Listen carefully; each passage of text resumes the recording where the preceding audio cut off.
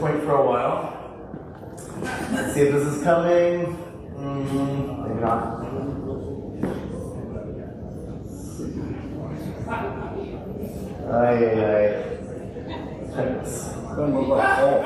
Fingers crossed. Oh, hooray, there he is. The man himself. Let's see if this will function.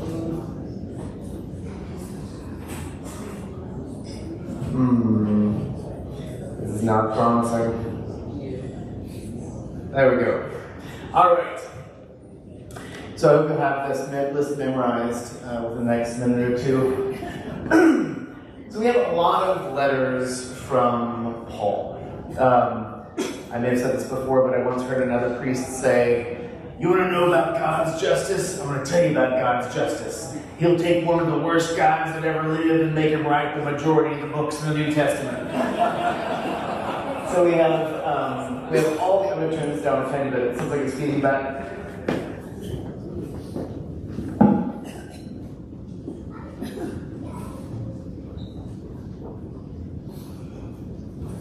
Check. So we have a bunch of letters from Paul. When did Paul write the letters? Which ones did he actually write? These are big questions. So we can say that Galatians is definitely early, that 1 Corinthians was written before 2 Corinthians, and that Romans is late. And that's all that we can actually say in terms of date. 1 Thessalonians is probably early as well. But everything else is kind of a question mark. So there are lots of suspicions and intuitions about when things are written, but it's very hard to say anything more than that. So we have Galatians, 1st and 2nd Thessalonians, 1st and 2nd Corinthians, Philippians, Romans, Colossians, Philemon, Ephesians, 1st and 2nd Timothy, Titus, and Hebrews. There are lots of modern scholars who would say Paul did not write most of these letters. That there are 7 authentically Pauline letters. Romans, 1st and 2nd Corinthians, Galatians, Philippians, 1st Thessalonians, Philemon. Why do they say that? In part because this line of thought starts in 18th century Lutheran Germany. And in 18th century Lutheran Germany, the core, not only of Paul, not only of the New Testament, but the core of Christian teaching is Romans and Galatians. So for Luther, everything revolves around Romans and Galatians. He was teaching a course on Romans when he had his sort of epiphany about salvation, and everything hinges on those two for Luther. So if you're a Lutheran, those must be the authentic letters of Paul. Because if those are inauthentic, then you lost the whole ballgame.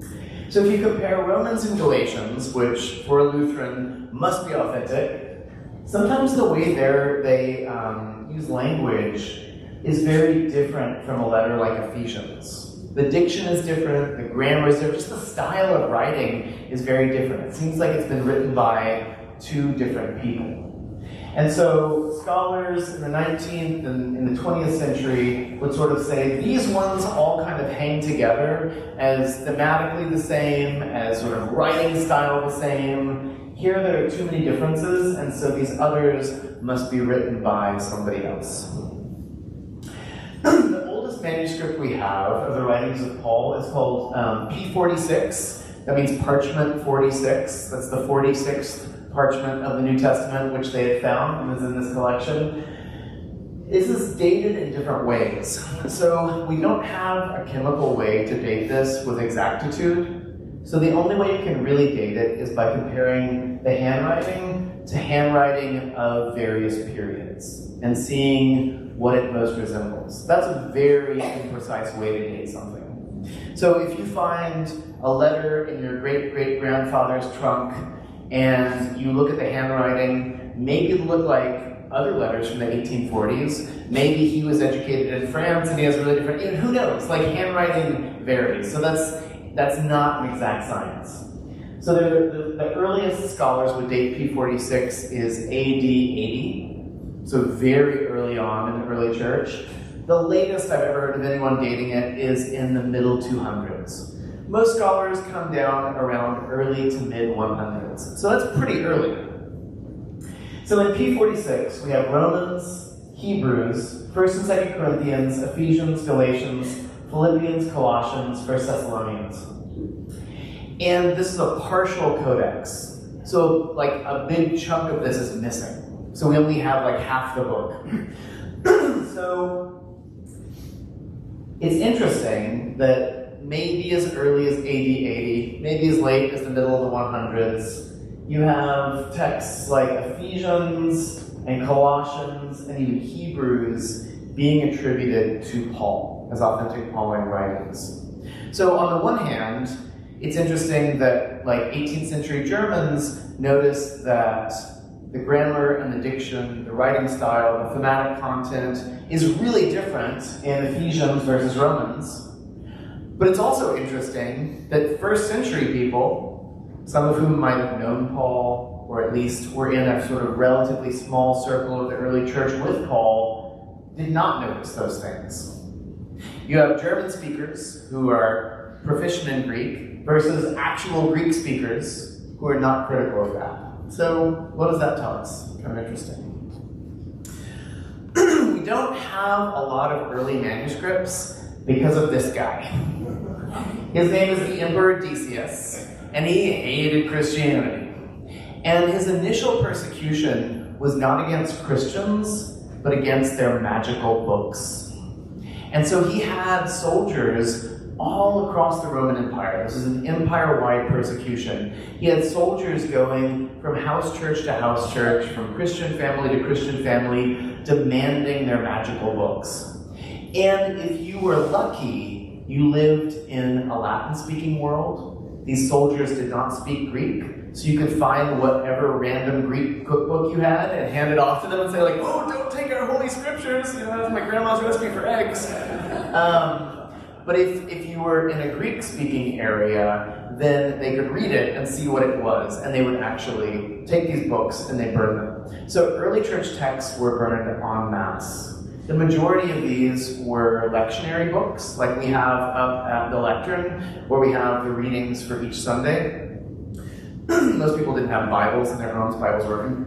Bibles at this point didn't actually exist. The Bible would be a collection of codices, or maybe within 100 years of this, you would actually have all these books bound together in one book, but that would be something that would cost the equivalent of hundreds of thousands of dollars in today's money. It was an incredibly precious item. So if you have, I've probably said this before, but if you have like, let's say I have a Starbucks receipt, and I'm like, John Daniel, could you hang on to this receipt for me for 2,000 years and keep it safe? Good luck. You know, that's probably unlikely that it would even come down to us. But then if we had someone who was traveling around the United States, intentionally destroying every Starbucks receipt in this really systematic way, that deletes a lot of Starbucks receipts. So the combination of natural decay and the Decian persecution means ancient manuscripts, extremely rare for the New Testament. Interestingly, we have a lot more of them than we do of any other ancient text. So these are Greek manuscripts of the New Testament, so these very early manuscripts. We have almost 6,000 of those, which is crazy. Other languages, Syriac, Coptic, and so forth, this is like almost 24,000 manuscripts. A manuscript, again, not a full Bible. This might be a teeny tiny fragment of the Gospel of John from like 125, which is the oldest one we have. This might be an entire letter, might be an entire book, might be several books. So we have lots of these manuscripts. Compared to Caesar's Gallic Wars, 251. Compared to like the Iliad, we have 1,900 ancient copies. So we have a lot of ancient copies, but still, not a lot has come down to us in the grand scheme of things. So, did Paul write some of these letters and not other letters? No. Paul did not write any of the letters of Paul. Not one. So if you read Romans, I urge you, brothers and sisters, keep an eye on those who cause dissensions and offenses and in opposition to the teaching you have learned, avoid them, for such people do not serve our Lord Christ, etc., etc. Timothy, my co-worker, greets you. So do Lucius and Jason, and Sopaster, my relatives. I, Tertius, the writer of this letter, greet you in the Lord. Romans is written by some guy named Tertius. A fast one has been pulled on the church. Just kidding, because in the ancient world, they did not live primarily in a written culture. Literacy rates were low, and the skill of writing was even rarer. Formal, actual writing, the ability to write prose correctly, this is a rare skill. And so you would have an amanuensis do your writing.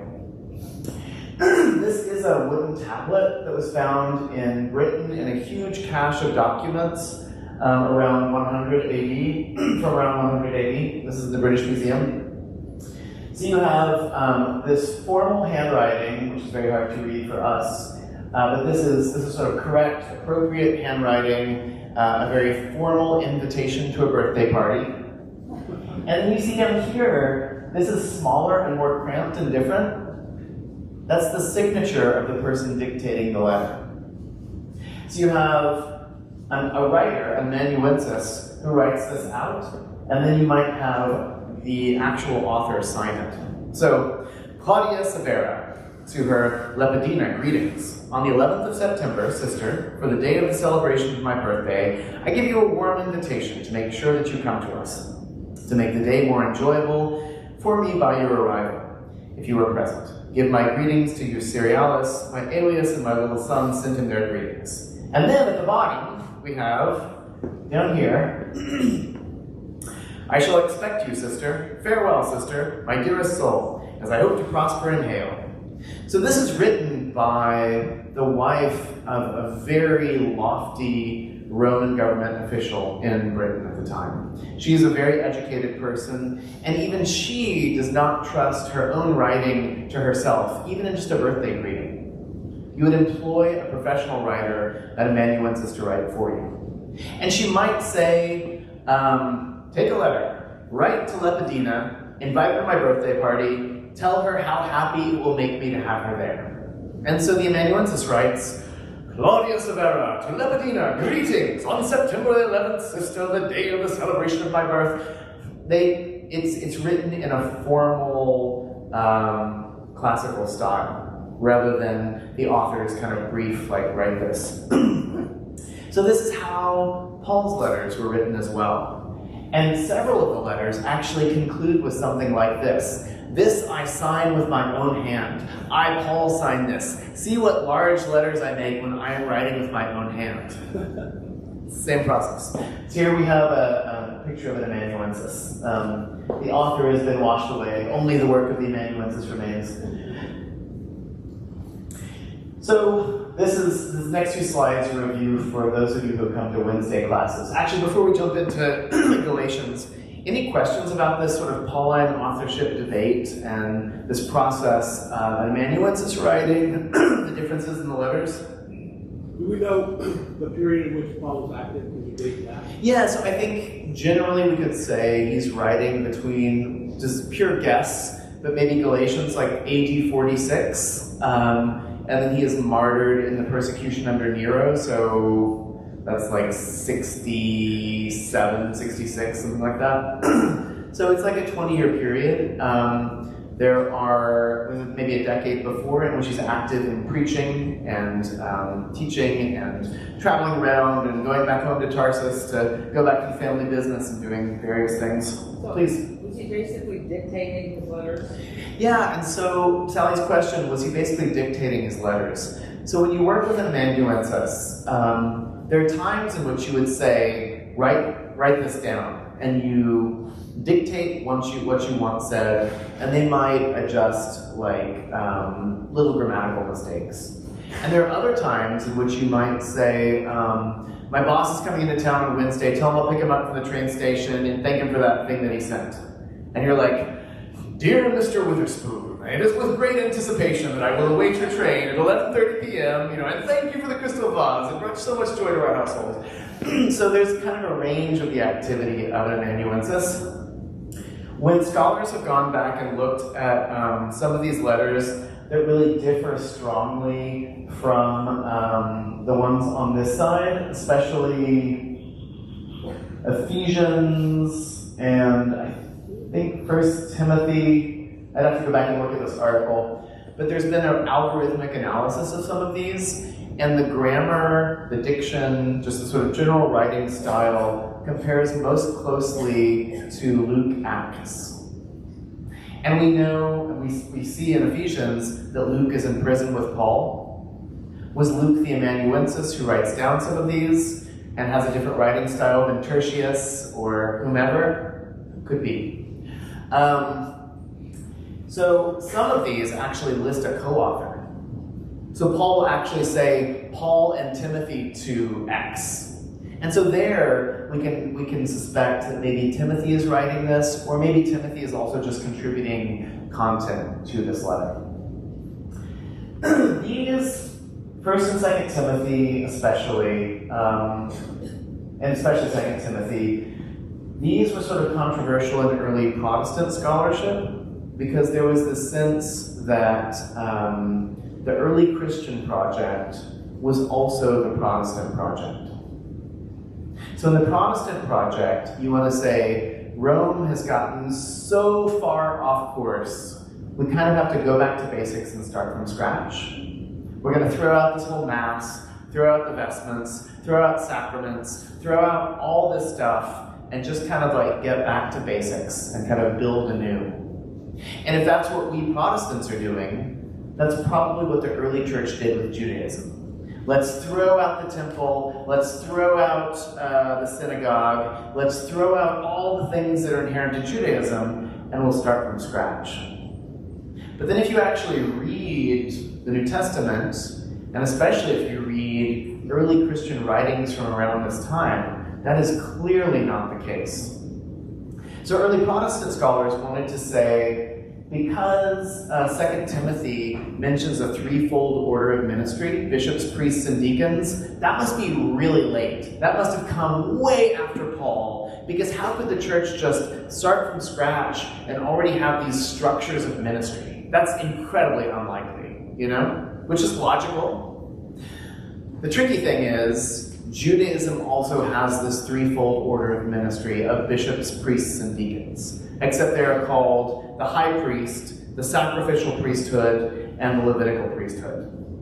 The high priest is responsible for overseeing the entire operation, overseeing all the sacrifices, assigning who presides where. The sacrificial priest actually presides at the altar of sacrifice, and then the Levitical priests hold things, set the table, carry things, sing things. In the early church, you have the bishop who's overseeing the whole operation, deciding who will preside when and where. You have the priests who are actually presiding at the altar, and then you have the deacons who are holding things, singing things, setting the table, and so forth. So there were some that were suspected of not being on this list, less for stylistic reasons, and more just because how could they do all that stuff so early? Because the assumption was they had no structures. They had to develop the structures over the course of hundreds of years. The same line of thinking led many 19th century scholars and even early 20th century scholars to guess that the Gospel of John was probably written in the 300s. Because it is so developed, it is so theological, it could not be a production of the early church. And then in the 20th century, we found the oldest fragment of a gospel from 123, and I mentioned that it's the Gospel of John. So it somehow had made it to Egypt by 123, which makes a date of 300 for authorship unlikely. So in the early church, oh please. Can you go back? Yeah. So if I'm listening intently, the books on the right we think that Paul was intimately involved in the content? Is that fair to say? It's a great question. I think we Even would... if he didn't actually write Yeah. because the amanuensis So- was described. That's right. And so the books on the left, I think we would say Paul was intimately involved with their content. Okay. The books on the right are sort of the 19th century assumption about the ones that Paul actually wrote. The one big question mark is down here, Hebrews. And this, even in the early church, people were like, what do we do with Hebrews? Because even if you're like, Hebrews is definitely Pauline, it is not a letter. It doesn't take the form of an epistle. It doesn't work like one of the epistles. So what is Hebrews? There are some early church thinkers who thought that it was written by another apostle. There's one guy from the 7th century who says it's written by the Virgin Mary. It's sort of all over the place. One common scholarly line of thinking is that Hebrews is Pauline, but not a letter. It's a transcribed sermon. We don't actually know. But for the early church, it's pretty clear that all of this was thought to be by St. Paul. And we know this because we have early church writers like Irenaeus of Lyon towards the middle to late side of the 100s. We have Ignatius of Antioch writing in the very early 100s that quote a lot of these letters, and they're talking about them as Pauline texts. So this kind of suspicion about some of these being fake, this is much later in church history. But, so the current interpretation as of the 21st century is that this original, more complete list is more accurate than the pared down list. The criterion is involvement in the content. Yeah, so his question is like, the current scholarly assumption is that this is actually more complete than this list if the definition is involvement in the content. Scholars are still really fractured around this point because I think all of us, me especially, would like to think about history as this exact science where you can just like get to the answers, but history is always really just a question of like, we have these 7 different accounts. Interesting. You know, what do we do with that? So this is still an alive and well hypothesis. I think if you had gone to like the American Academy of Religion conference in 1995, and you had said, I think this is wrong, people would say like, are you insane? Of course, this is the scholarly consensus. Of course that's not wrong. If you go to the American Academy of Religion conference this year and you say, this is absolutely the case, people will be like, you're a dinosaur, man. Where have you been for the last 20 years? So it's not that this is gone, but it's no longer unquestionably the dominant opinion. Other questions or thoughts about authorship? What are the other letters that are missing, that are in the back of the New Testament, but we don't have on the screen here? James. There's a Beatles song about one, Hey Jude. And then there's a Beatles member, John, and John, and John. There are 3 Johns. So we have these other letters. It's confusing because these are written to Timothy and Titus. Jude, James, and John are written by Jude, James, and John. So just to put that out there, I found that very confusing when I read the Bible in high school. Like, wait, is Paul writing to John, or is this John writing to Paul, or is this John writing to church? Last thing to say before I zip into church, even though we didn't get into Galatians, so we will next time. These are not personal letters, for the most part, with the exception of 1st and 2nd Timothy and Titus. These are all written to communities. And they're not even written to specific church communities per se. So we have one letter in which Paul says, go ahead and exchange this letter with the church at Laodicea and get the letter that I wrote them and read that in your church. These are really kind of broad, general epistles that are written to a wide population. They are written to be read in church rather than just going to a specific individual. So when Paul would write one of these, or when Tertius would write one of these on Paul's behalf, then it would be sent with a messenger. So the Romans had an incredible postal system, incredible roads, super efficient delivery methods, if you were part of the Roman government. If you're not, well, you got a letter, start walking. So it would be sent with someone who would deliver the letter, who would, in a sense, preach the letter, and then who would be expected to be able to answer questions about the letter. So, in a sense, Paul is sending a fill-in, a stand-in for himself to discuss this letter. We think that it was probably Phoebe, the deacon, who takes the letter to the Romans. There are other theories about different letters, who delivered them, who preached them to the community. But they're not letters in the sense that, like, I would write my uncle a letter, if that makes sense. Please. So you just mentioned that they were going to swap a letter with another congregation, Yeah. another community. Do we have any idea as to how many letters Paul may have been engaged with or involved with? It's a great question. So David's question is, like, they were talking about swapping letters with another community. What other letters are out there that are Pauline? The only ones we really know about are the letter to the Laodiceans, which we don't have, and then probably a 3rd Corinthian letter. And there's a lot of scholars who think that 2 Corinthians is actually 2nd and 3rd together, balled into one letter. But we definitely don't have Laodiceans. I once heard another scholar say, why don't we have Laodiceans? Because the Holy Spirit doesn't want us to. Good as answer as any. All right, that's a little bit about Pauline. We got started kind of late because our service is a bit long today. But next week we'll jump into the Epistle of the Galatians, explore its kind of motivations, its logic, its theology. I think it'll be super interesting. So thank you all.